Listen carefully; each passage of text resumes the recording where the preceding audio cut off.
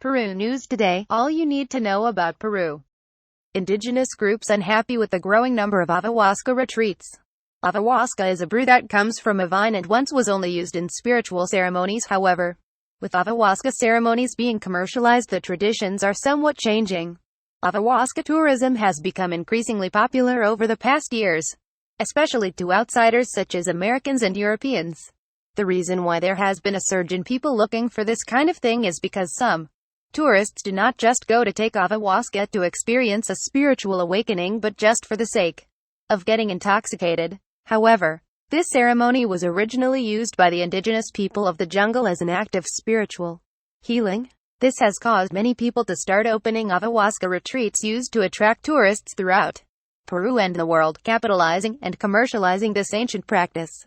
As a result, some indigenous people have become angry due to the lack of respect and consideration for the ritual. In one interview with Vidal Yaukawa, a Quechua native who also runs a tour company called Adios Adventure Travel, he made it clear he would not involve himself in ayahuasca retreats as he sees it as a disrespect to his people's customs and traditions, and such rituals need to be respected and understood.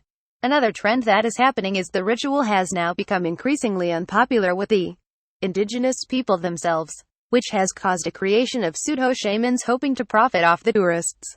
This can endanger people, as those pseudo-shamans do not fully understand the lethality of the vine due to lack of studies and experience. One American indigenous rights group called Cultural Survival voiced their concern regarding the practice, stating, "Ayahuasca is a spiritual cultural practice that is rooted in specific cultures and should not be commercialized and exploited, but protected as a private community sacred practice."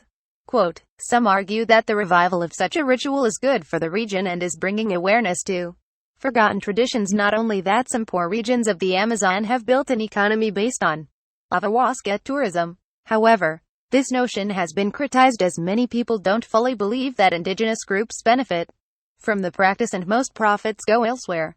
So people become rich while indigenous groups still struggle with poverty." One other concern is the idea of ayahuasca and the distortion of a tradition. Some shamans for the sake of demand have conformed to a stereotype, misleading tourists and destroying the true value of their own customs and traditions.